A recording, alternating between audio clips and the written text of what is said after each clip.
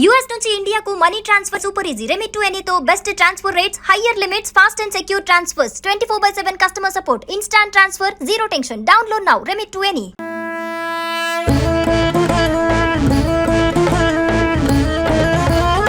ముందుగా మా సుమన్ టీవీ ప్రేక్షకులందరికీ దసరా శుభాకాంక్షలు. తన పిల్లల్ని రక్షించుకోవడానికి ఆ అమ్మవారు 9 అవతారాలు ఎత్తిన ఈ నవరాత్రి పర్వదినాలు ఆఖరికి వచ్చేసాయి. ఈ ఆఖరి రోజుని మనం విజయదశమిగా జరుపుకుంటాం. ఆ దసరా సంబరాలు కాలిఫోర్నియాలో ఎలా జరుగుతున్నాయో ఈ వీడియోలో మీకు చూపించబోతున్నాం.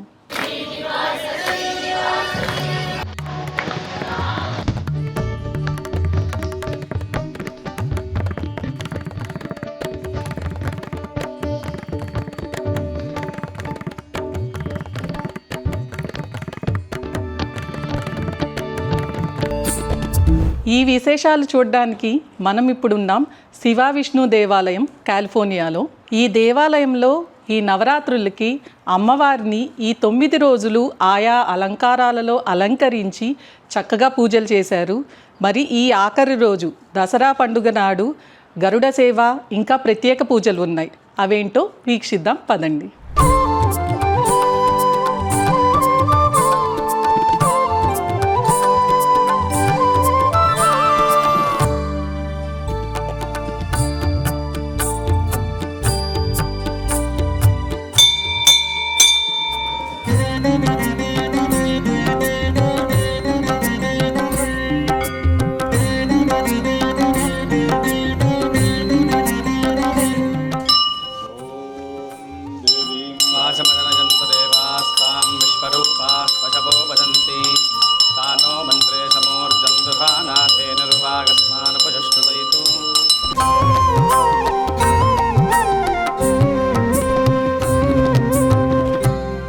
నమస్తే అండి.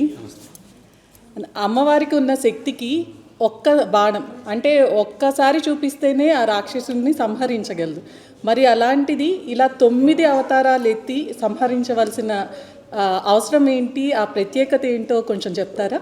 నవచంపక పుష్పాభనాసాదండ విరాజిత అనే ఒక నవ అనే దాంతో ఒకటి ఉంది.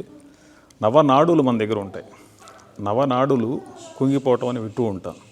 ఆ నవనాడులు నవప్రాణాలు అట్లా అనుకోవచ్చు. వాటిని నవనాడులు ఉంటాయి. వాటిలో ఉండే దోషాలని నవరాత్రుల ద్వారా పూజించడం ద్వారా ఆమె ఆ బాణాలు వేసి వాటిని ఆ నవనాడుల్లో ఉండే దోషాలను తొలగిస్తుంది. నవనాడులు కుంగిపోకుండా మనల్ని నిరంతరం కాపాడుతూ ఉంటుంది. అట్లా మనం ఈ నవరాత్రుల్లో ఈ నవ ప్రాణాలని కాపాడుకోవడం కోసం, నవనాడుల్ని రక్షించుకోవడం కోసం నవరాత్రులు చేసి మన అమ్మవారిని పూజించాలి.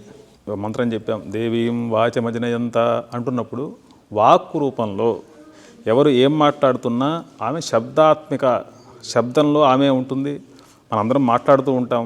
ఆ శబ్దం ఎక్కడి నుంచి వస్తుంది అంటే శాస్త్రం చెప్తున్న విషయము, మనం తినే ఆహారం ఆ శక్తి రూపంలో బయటకు వస్తుంది అని చెబుతూ ఉంటుంది. కానీ లోతుగా వేదం ఆలోచించిన విషయం ఏంటి అంటే వాక్కు రూపంలో పశుపక్ష్యాదులు జంతువులు అన్నీ మాట్లాడుతూ ఉంటాయి. అన్నీ వాటి భాషల్లో వాటి భావాలని వ్యక్తం చేస్తూ ఉంటాయి.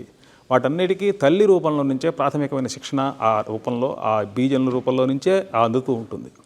ఆ వాక్కు ఆమె రూపంలో ఉంది. అయితే ఆ వాక్కుని శుద్ధి చేసుకొని ఆ వాక్కుని సరిగ్గా ఉపాసించడం కోసం ఆ వేదంలో ఉండే విషయం ఎట్లా ఉందంటే శ్రద్ధయాగ్ని సమిధ్యతే చత్వారి వాక్, అది పరావాక్కు, పశ్యంతి వాక్కు, మధ్యమీ వాక్కు, వైఖరి వాక్కు అని 4 రకాల వాక్కులు ఉంటాయి.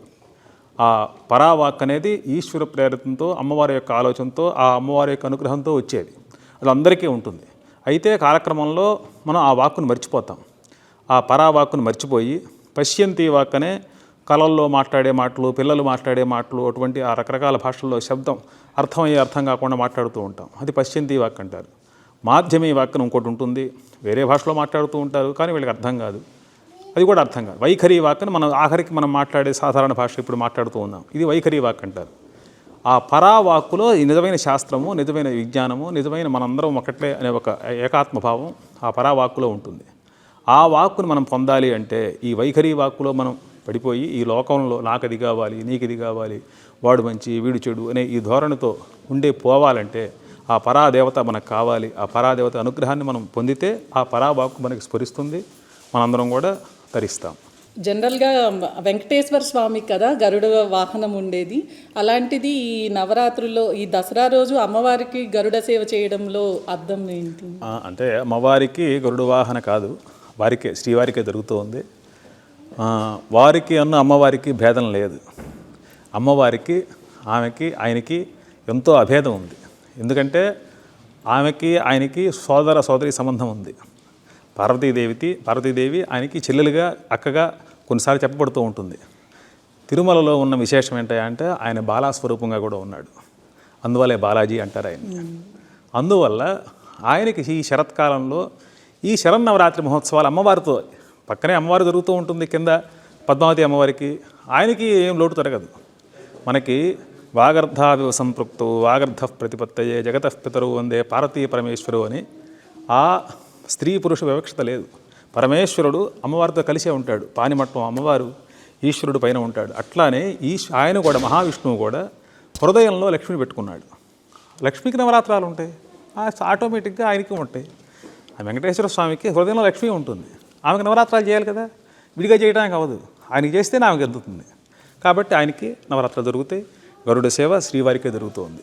గరుడు అంటే సామాన్యుడు కాదు, ఆయన సాక్షాత్తు పరబ్రహ్మ వేద స్వరూపం. ఆయన మీద ఎక్కి కూర్చున్న ఈయన ప్రపంచాన్ని పాలకుడు. కాబట్టి గరుడ వాహన శ్రీవారికి జరుగుతోంది, బాలాజీ స్వామివారికి జరుగుతోంది, వెంకటేశ్వర స్వామికి గరుడ సేవ జరుగుతోంది. అది ఈ ఉత్సవాలకి శోభనిస్తుంది. థ్యాంక్ యూ అండి, చాలా చక్కగా వివరించారు. మా ప్రేక్షకులకు కూడా చాలా చక్కగా అర్థమయ్యి ఉంటుంది. చాలా సంతోషం. నవరాత్రుల సందర్భంగా చేసిన అలంకరణలు నిజంగా కనుల విందు. ప్రతి మూలలలో వెలిగే దీపాలు, గోపురం మీద పూల తోరణాలు, అమ్మవారి మంటపంలో విరిసిన పుష్పాల సౌరభం, ఇవన్నీ చూసినప్పుడు మనకు మన తిరుపతి, విజయవాడ, కంచి దేవాలయాలు గుర్తుకు వస్తాయి. గణపతిం హవామహే కవిం కవీనాముపమశ్రవస్తమం జ్యేష్ఠరాజం బ్రహ్మణాం బ్రహ్మణస్పద ఆనశృణ్వన్నోతిభిः సీదసాదనం. ఓం మహాదేవ్యై చ విద్మహే విష్ణుపత్న్యై చ ధీమహి తన్నో లక్ష్మీః ప్రచోదయాత్. స్తనభరణమితా శుభ్రవస్త్రోత్తరీయా లక్ష్మీర్దివ్యైర్గజేంద్రైర్మణిగణఖచితైः స్నాపితా హేమకుంభైః నిత్యం సా పద్మహస్తా సర్వమాంగళ్యయుక్తా క్షీరసముద్రరాజధనజాం శ్రీరంగధామేశ్వరీ.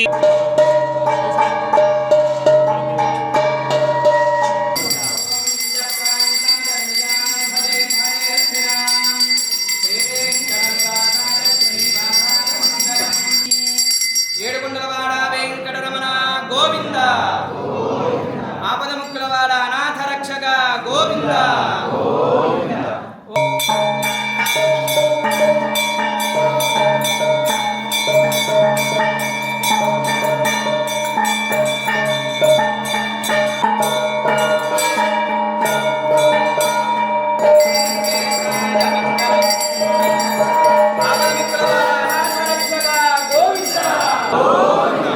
భక్తులు చేసే గోవిందా గోవిందా నినాదం భక్తి, శక్తి, ఆధ్యాత్మికత, ఆనందం మన తెలుగు హిందూ సంస్కృతికి నిదర్శనం. ఇలాంటివి చూసినప్పుడు నిజంగా భారతీయత అమెరికాలోనూ సజీవంగా ఉందని మనసారా అనిపిస్తుంది. ఇప్పుడు జరుగుతున్నది అద్భుతమైన గరుడ సేవా ఉత్సవం. భక్తులంతా ఒక చోట చేరి గోవిందా గోవిందా అంటూ నినాదిస్తున్నారు. ఈ జై జై ధ్వానంతో మొత్తం దేవాలయం మారుమోగిపోతోంది. ప్రతి అడుగులోనూ భక్తులు భక్తి శ్రద్ధలు ప్రతిధ్వనిస్తూ గరుడ వాహనంపై స్వామివారి అలంకరణ, దర్శనం మన కళ్ళ ముందు కనుల విందుగా వెలుగొందుతోంది.